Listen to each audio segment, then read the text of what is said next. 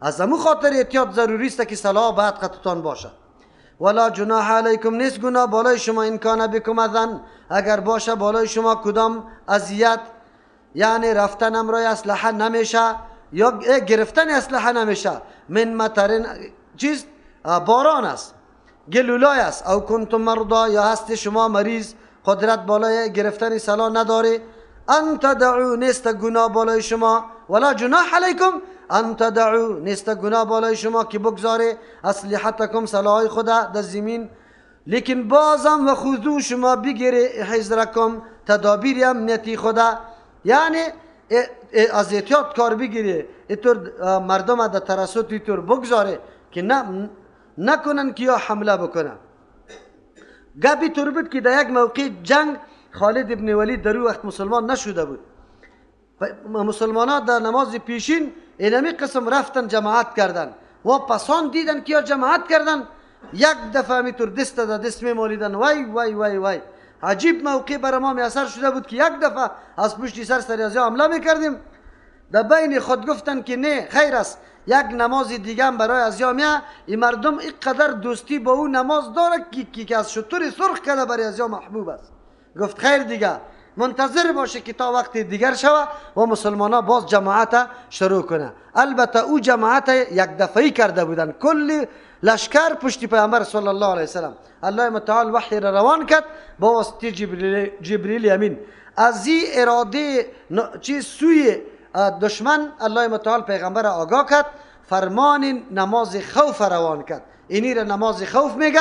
در نماز خوف اگر سفر باشه کمیت هم کم میشه، از نگاه کمیت تخفیف میاد، 4 رکاتی 2 رکات میگرده، و از نگاه کیفیت هم کیفیت 2 صورت تخفیف میاد. یک صورت خویسته که رعایت چیسته بسیار کارا در اینجا نمیشه، مثلا فاصله میاد، یک طایفه میره در مقابل دشمن استاد است، یک رکات خونده، باز میاد اینجا رکات دومی خونده، چقدر وقت بعد این پوره میکنه. اینی معاملات اینجا معاف شده. و گاهی تخفیف ده صورت تخفیف دیگه هم است که بسیار کم قرائت باید بکنه، حتی در بعضی احادیث 1 رکعت هم آمده. از او خاطر ابن قیم رحمه الله میگه که اینجا 2 قسم تخفیف است، یکی تخفیف کمیت و یکی تخفیف کیفیت. تخفیف کمیت در سفر تعلق داره و تخفیف کیفیت این در خوف تعلق داره که دشمن در مقابل تست باید اینی کارا را انجام بدی. عالی طریقه ادا کردن صلات خوف در حدیث مختلف طریقه ها آمده. در قرآن کریم یک طریقه را گفت که طایفه اول امرای پیغمبر علیه السلام 1 رکعت بخونه، بازی طایفه بروه، طایفه دیگه بیا، طایفه دیگه قطعی پیغمبر علیه السلام نماز بخونه، امیر رکعت برای پیغمبر علیه السلام 2 رکعت است، برای طایفه دیگه اول رکعت است. بعد از که پیغمبر علیه السلام نزدیک به سلام میشه 2 را داره، یا طایفه میخیزد رکعت دومی خود هم تکمیل میکنه، در این صورت باز پیغمبر انتظار میکشه برای امی طایفه تا که یا 2 رکعتش تکمیل شوه. اینمی طایفه امرای پیغمبر علیه السلام سلام یک جا میگردانه. تا وقتی که رکعت تکمیل نکرده بود پیغمبر علیه السلام برای این طایفه چی کرده بود؟ انتظار کشیده بود. اما صورت دوم است که یا امی رکعت دومی پیغمبر علیه السلام که آلی خواندن 1 رکعت اولی از جا شد، یا باز میره طرف سنگر رکعت دومش باقی مانده، طایفه اول میایه، طایفه اول میایه. اگر امام به انتظار سلام دور دادن داده بود و میایه رکعت خود تکمیل میکنه، امرای امام سلام دور میده. یا است که نه امام سلام دور داده و به خود یا در جایای خود چی میشه نماز میخونه، یا میایه در پالوی امی امام نماز خود تکمیل میکنه، سلام خود میگردانه. طایفه دوم که 1 رکعت امرای پیغمبر علیه السلام خواند، باز پس رفت دوباره در طرف سنگر. بعد از طایفه اول که نماز خود تکمیل کرد باز میگردن و نمی قسم یا در جای خود این نماز خود تکمیل میکنه، یا در مو موقعی که امامت کرده بودن در اونجا پس میاد. یک صورت از صلات خوف قرآن کریم ذکر کرد، اما در حدیث صورتهای دیگه هم ذکر شده برای نماز خوف. خلاصه سخن است از یک طرف اهمیت نماز معلوم شد که الله متعال حتی در این موقع جنگی و جهاد هم نماز خود از یا ساقط نکرده، برشان نگفته که شما نماز اج نخوانه، بلکه نماز بخوانه، تا اندازه که اگر یک قدر حمله قوی در بین مسلمان و کافرها باشه که به هیچ وجه موقع برای خواندن نماز حتی انفرادی نصیب نشد، در اینمی صورت تاخیر نماز میشه. خب بازم نماز قضا میاره، مثل که پیغمبر علیه السلام 4 نماز حتی موقع فردی خواندن نماز هم ندادن کفار در جنگ خندق و احزاب. از او خاطر 4 نماز تاخیر شد. لیکن وقتی کمی آرامی حاصل شد نمازها قضا آورده میشه.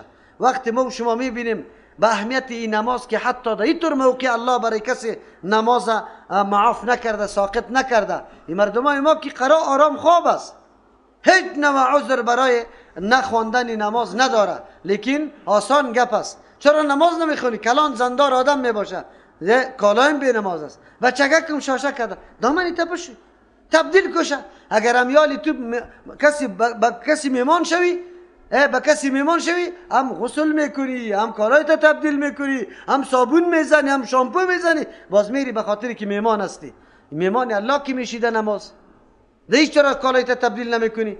انواع بهانه های خیالی را این مردم، این کلش تلبیس ابلیس است. یار از نماز و عبادت الله محروم میکنه. او یادتان باشه نماز بر علاوه که کدام اهمیت داره و چقدر ثوابا داره و چقدر عاقبت خراب داره اگر کسی نماز ترک میکنه. یک گپ یاد داشته باشه، به نماز همینطور نمیمانه، حتما مبتلا به گناه دیگه میشه.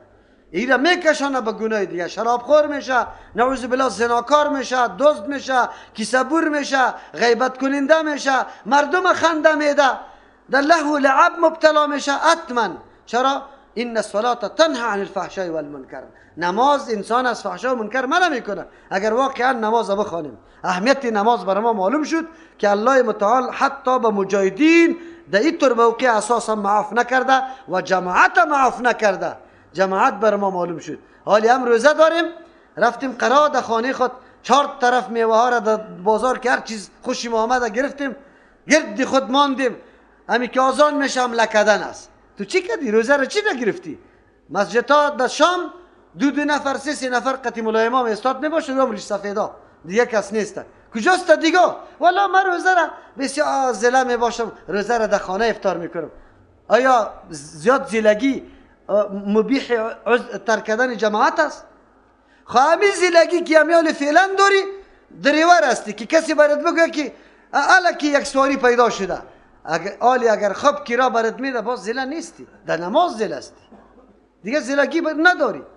خیر پیش الله متعال رفته نیستیم، الله قطعا محاسبه میکنه. الله خبیر و علیم است، میدانه چی کردی، اینه پشت سر برای ما میآید.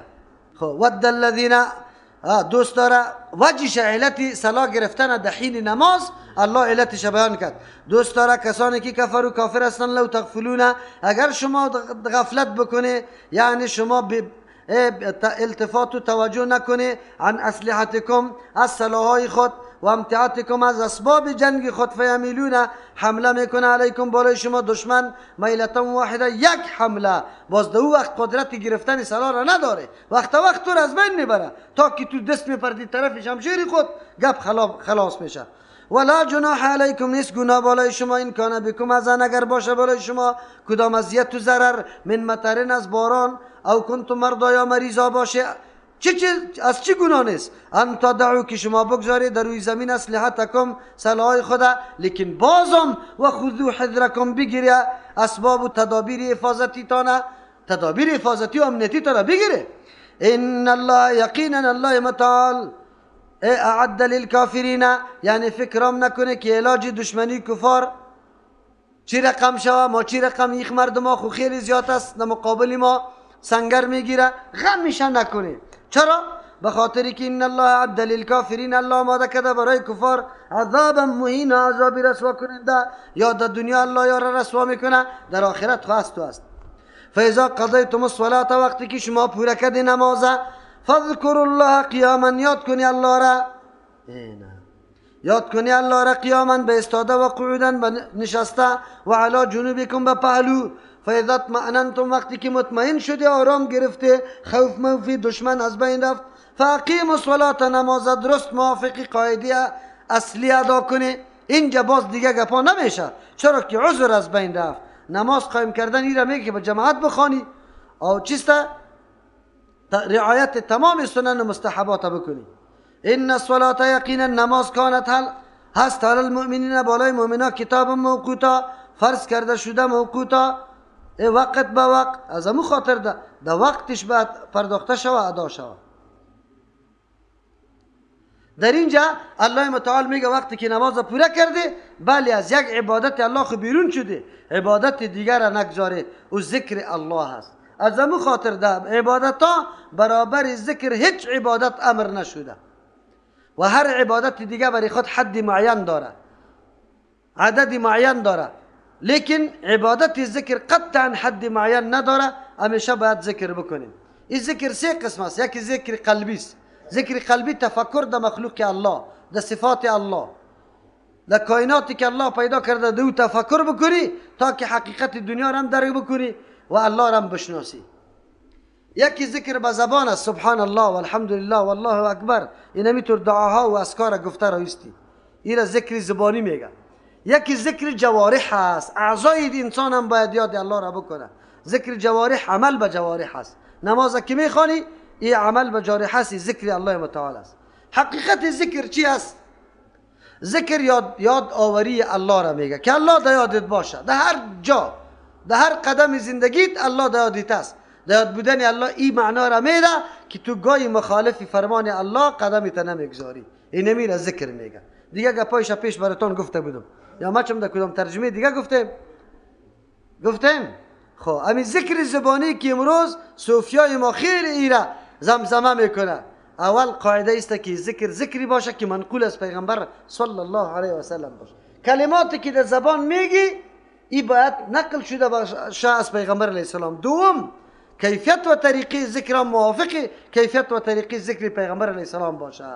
پس اگر در صورتی که ذکر کلمات پیغمبری نباشه از خود ساخته لا موجود الهو لا مقصود الهو یا هو گفته یا است که با کیفیت پیغمبر با نقشه پیغمبر گفته نمیشه باز این ذکر گفته نمیشه و به این ما مامور نشدیم. او ذکری که قرآن از ما مطالبه داره ذکری است که اینجا الله متعال بر ما گفته که مطابق چی نقشه پیغمبر علیه السلام اونم رقم ذکر باشه که پیغمبر بر ما کلماتش هم نقل کرده و طریقه انجامش هم پیغمبر بر ما نقشه داده. اونم ذکر معتبر است.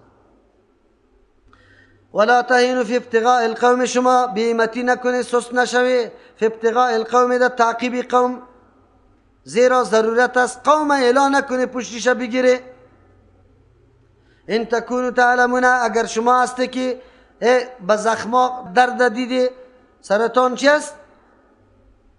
ان تکونوا تعلمون اگر شما هستی که درد دیده توسط زخم ها فانهم یعلمون یقینا کفارم درد دیده کما تعلمون مثل که شما هم درد دیده.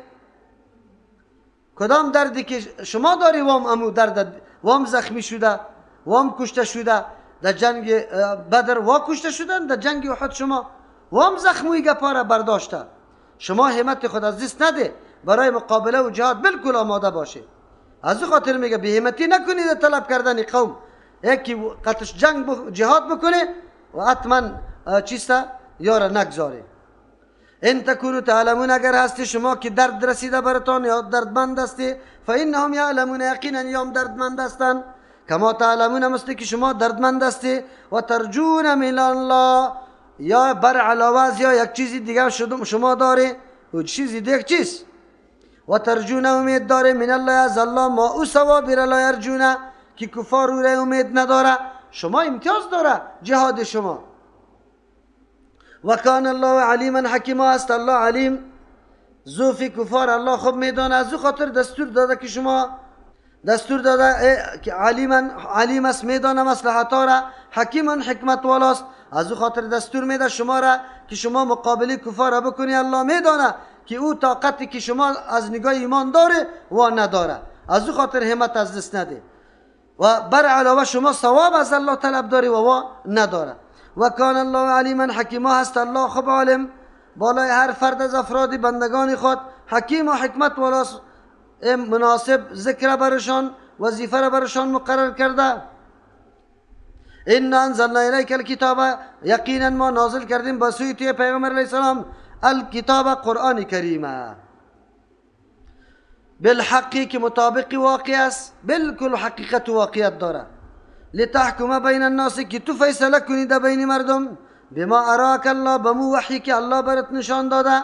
اینا کدام وحی که الله برات کرده تو معلم برای دیگر هستی، فیصله میکنی در بین مردم. ولا تکن شوی للخائنین، برای خائنا خصیما طرفدار و پردارش جور نشوی. یک نفر طعمه یا بشیر نام داره، منافق است. نظر به اختلاف روایتی که در تفاسیر ذکر میکنه، کسی نامش طعمه میگه و کسی رم بشیر میگه. یا از بنی و بیرق است، این دزد است. از کسی که دزدی شده رفاعه پسر کاکایش است.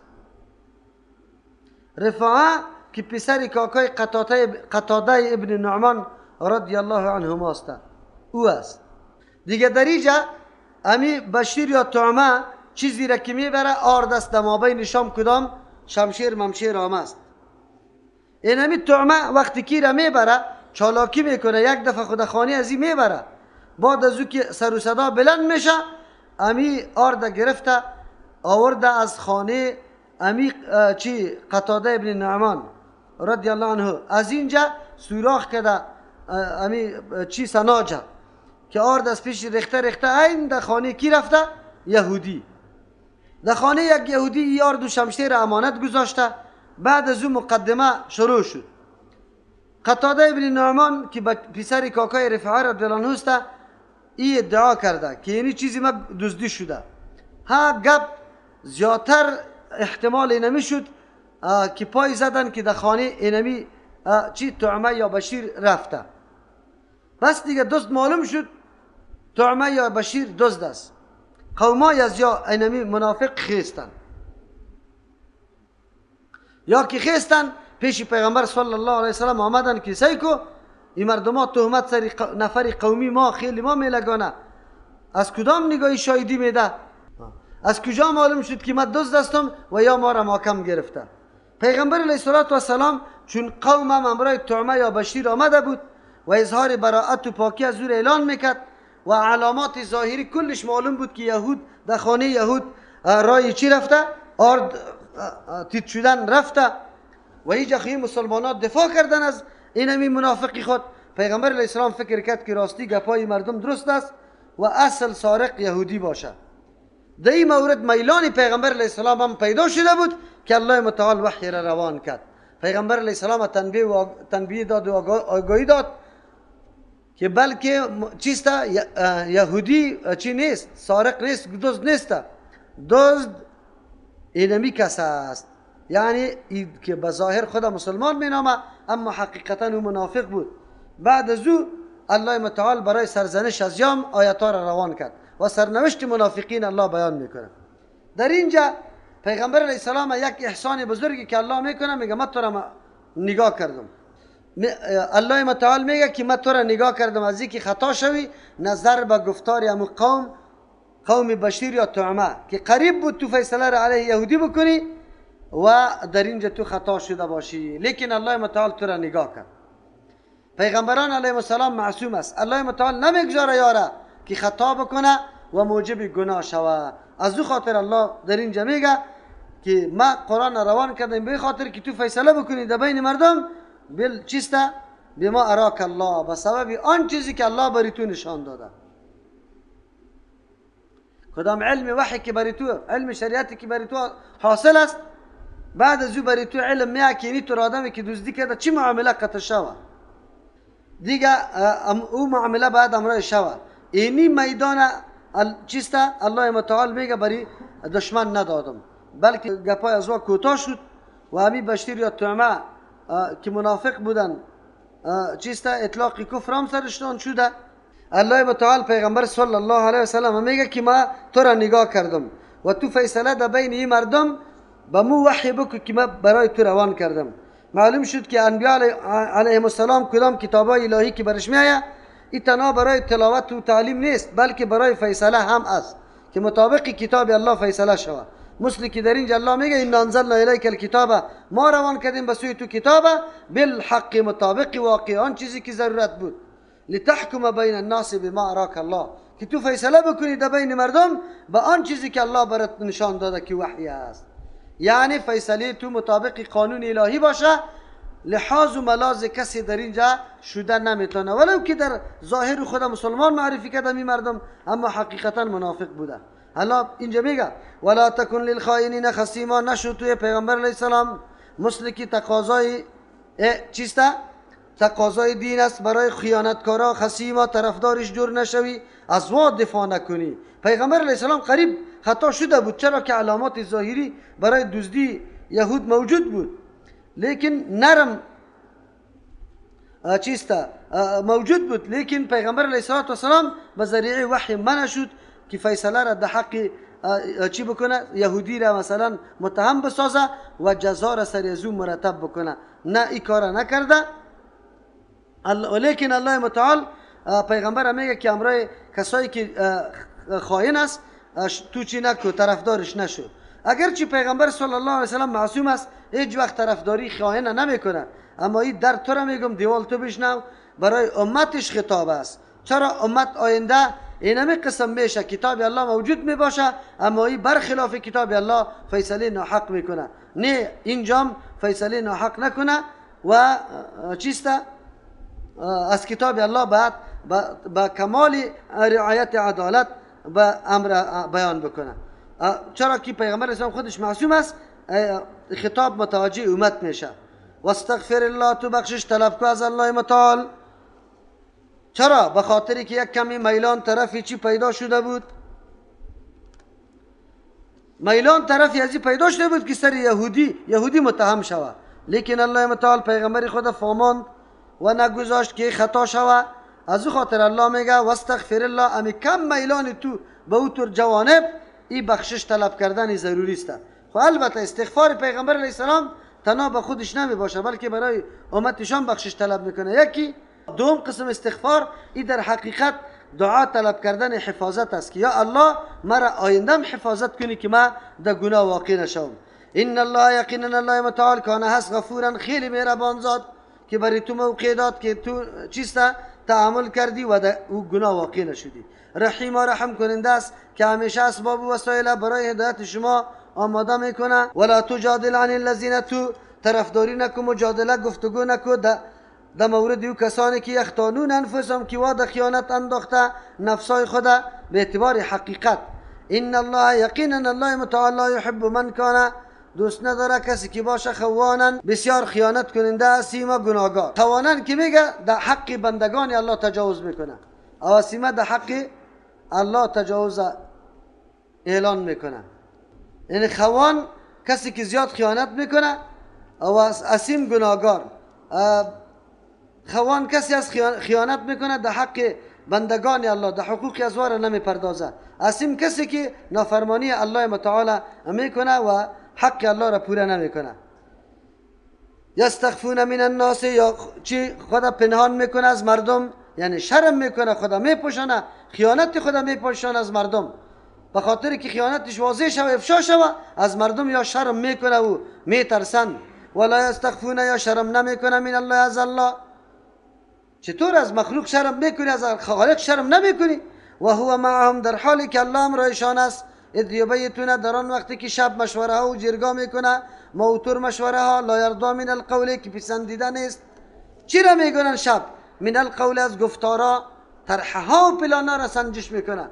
ولی او منافق دزدی کرده، قوم ده پشتیوانش چیسته برآمده که ایره بری ثابت کنه، ایره گناهگار ثابت نکنه. و کدام تاوان که سرش میایه، همون تاوان باید ای بده، نه ای باید نده. اینی تلاش هر کدامشان میکنه. خب الله متعال میفرمه که عجیب است، الله خامرایشان است. و کان الله بما یعملون محیطا، هست الله با آن چیزی که انجام میده احاطه کننده. خب اینا فرمانی کرده، مطابق مشوره عمل انجام نداده. از همون خاطر چی یا که شب مشوره ها کرده، پلانا و طرحها را طرح کرده، کلش مخالف به ضد بوده. و این مردم امی قسم از الله ترس نداره، از مخلوق که الله ترس می داشته باشه. سبحان ربك رب العزة عما يصفون وسلام على المرسلين والحمد لله رب العالمين. دا د اسمانونو نازمکې ته نازل